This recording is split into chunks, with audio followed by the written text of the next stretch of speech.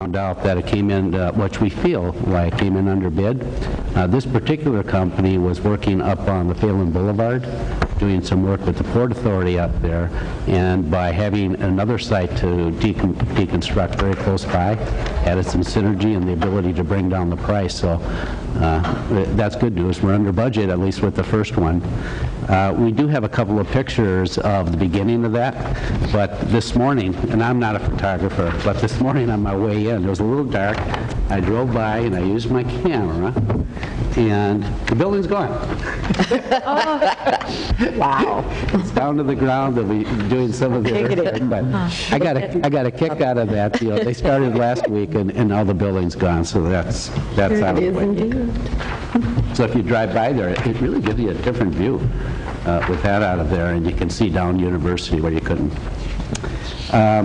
Next step on that project, just a heads up, because we have multiple bid packages going out through the McGough design build firm. The second bid package is currently out to bid. We should be receiving the bids back on that probably within about a week. And then there's a third bid package and a fourth. We staggered them.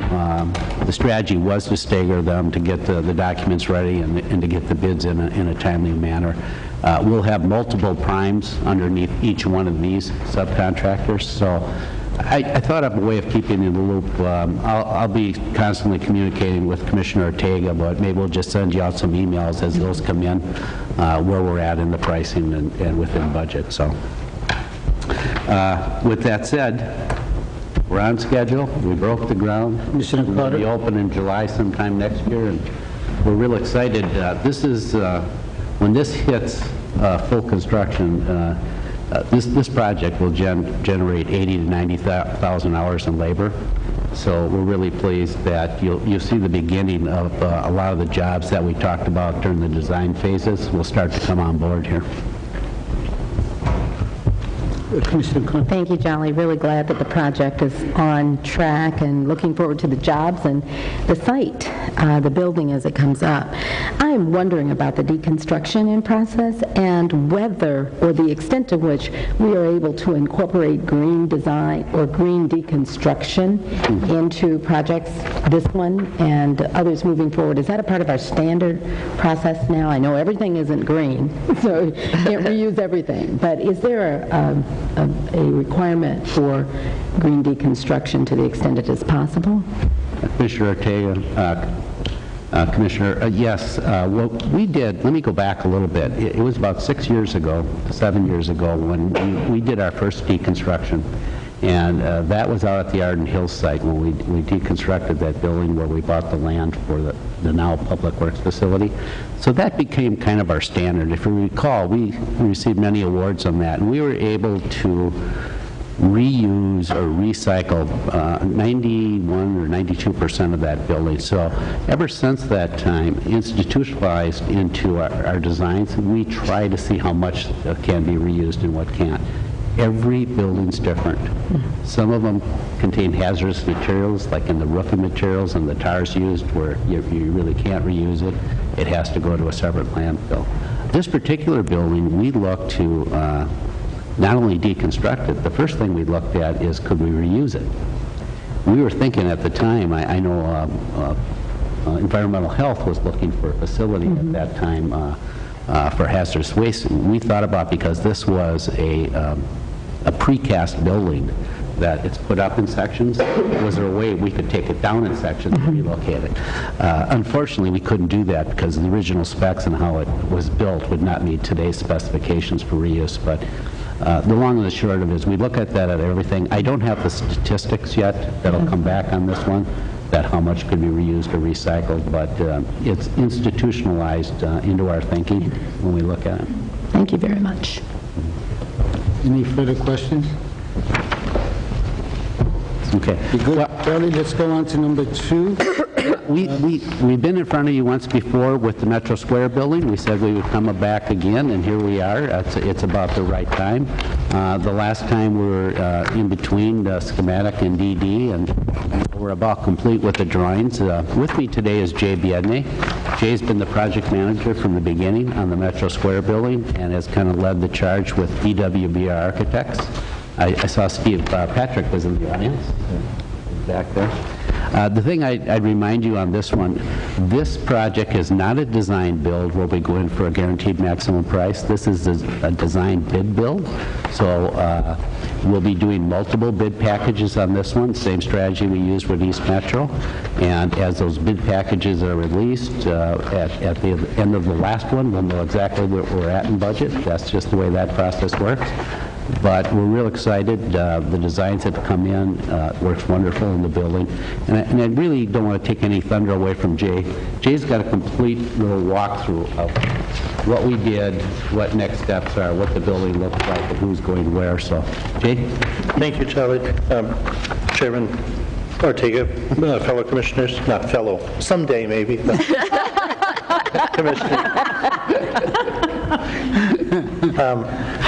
Today is really just to bring you up to speed on the activities that we've been going on actually over the last 9 months. When you have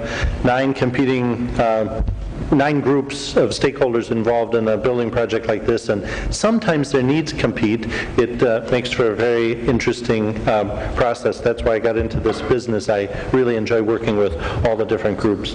Our project goal is still to vacate the west building in stages and complete it by this time next year, and we are on track to do that. What we're showing here is some of the views of the existing facility as it is. Most of it is you've seen before, and if you've walked through the building, you realize it's a kind of an eclectic mix of 100-year-old things and the present. And every time you open another stairwell door somewhere and you find wrought iron stairwells and stuff like that, you realize that you're in a building that used to have a different purpose, kind of a grand purpose. When this building was built in stages, it was a very large department store, and back then department stores were the mall of the day. You know, you went for the whole day, you had to look on the mezzanine, you overlooked the other people shopping. It was, quite interesting. So there's some vestiges of that in the building as we go by. As we said, that we've gone through as Jolly mentioned, we've gone through the programming, schematic design, and design development, completing with these stakeholders.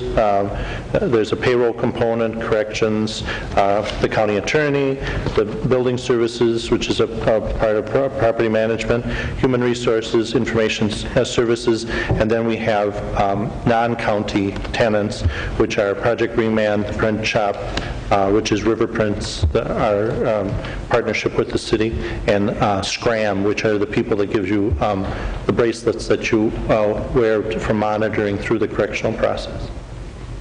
Is that it? Sure. Mr. Chair, what does SCRAM mean? Is that a... It's an acronym for something, but Okay. It should be don't scram. Yeah, right. Don't SCRAM. It's an anti-scram. It's a term when you were young that you used to mean the cops are coming. Yeah, that was good. safe, careful, something on your arms and legs. I don't know. We're going to go through some floor plans now, which are basically unchanged from what you saw back in May, but they're a little brighter, a little clearer. The lower level has a large training and conference center in the bottom right-hand corner of your graphic. We're going to activate those. We have a room in the basement large enough for 200 people to meet in meetings, all the way down to small training groups of 10 or 15. So we have a nice space down there. We have a break room, large general storage area, and that's where the print shop will be headquartered in the lower level. The first floor, we're going to be, originally the building had 3 entrances on this level. We're closing one of those entrances off. So the main entrance is in the upper right-hand corner where it says building entrance. That's where our little drop-off area is and our only off-street parking. And then the lower left-hand corner of the building near the state tenants, we'll continue that to be open. The rest of the floor, the main tenant is corrections, as well as existing state tenants. And our building services department is on the first floor, kind of in a back-of-house hallway area. So Mr. Chair, which building entrance is deleted? Or you still have On your far right-hand side, just, I would say, 3 inches down from the building entrance, you'll see a big staircase and then a large box, which is gray. That's an existing emergency stairwell that goes out into a vestibule. That continues to act for emergency egress, but you won't be able to walk through. Right now, you can walk through the main hallway from the elevators and go out those doors. We're not going to have people going through those doors. Mr. Chair, no, I'll let him finish and then I'll ask my question later. It's a security measure so that we have a more tighter control of the perimeter, as well as a better use of that hallway space to be moved into corrections. The second floor is where Excuse me, Commissioner Carter. Quick question more about the outside than the inside. You may be able to answer. Where's the bicycle racks? We have a bicycle room. It's indoor storage, and it's adjacent to what we call the building services group, which is that mustard colored Gotcha. on the top. It'll have a set of double doors, and it'll have bicycle racks so that you can secure your bikes indoors. And thank you very much. Is there also outdoor storage?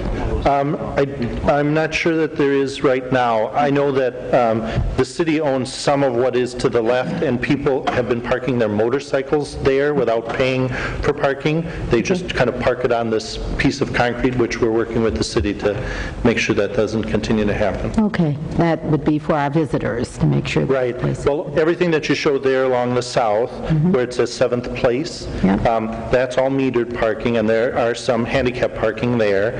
And then along the 7th Street, we have one parking space that the city has striped off years ago for delivery, on and off delivery, as well as parking. Okay. Commissioner Bennett? Jolly, there's an opportunity. Those motorcycles got to park someplace. We might as well find small spots for the motorcycles where they can maybe pay to park them, but at least it'll be close in. We can take a look. I mean, they're a little bigger than a bicycle, but they're smaller than a car. And they get better mileage.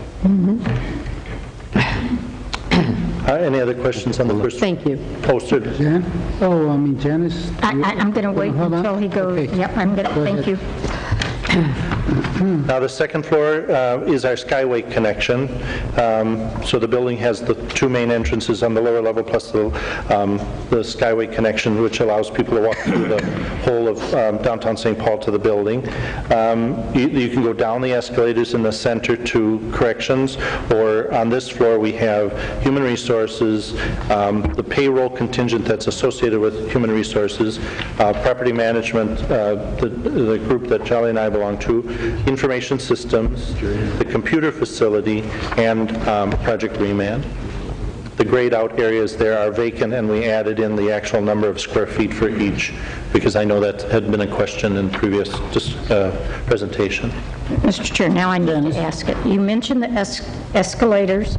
Weren't you going to get rid of those and have, because they were quote-unquote inefficient, if I recall correctly, and weren't you also going to have an elevator? And I heard thunder on the ground that the escalators, you're going to go in at one area, get on an elevator, then have to get off the elevator, go up the escalator, and then go to another one? No, I can speak to that. At one time, they call them vertical transportation specialists. They're not elevator guys, so they take offense. Then they could be women. Right, exactly. So they prefer vertical transportation specialists. We had done several studies that showed that our first impression of the escalators are they're quite expensive to run, to maintain. Each escalator is almost like its own elevator. It has its own parts and pieces that have to be maintained on a constant basis, and every once in a while they have to be totally torn down like an aircraft engine and rebuilt. We found, working with the specialist, that the Twin Cities is quite interesting because, in effect, with a Skyway, most buildings connected to the Skyway have 2 lobbies, which throws the regular calculations off. If you're in Las Vegas, you only have the first floor, and everything goes up from there. I have no... So when we redid all of the calculations looking at maintaining some or all of the escalators, the transportation consultant found that keeping the movements between the Skyway and the 3rd level and the Skyway and the 1st level Just keeping those would allow us to not put the other elevator in. So even though some of the early sketches in schematic design showed you one, by the time we got to the end of design development, it was clear that we would not need the elevator. It kind of creates some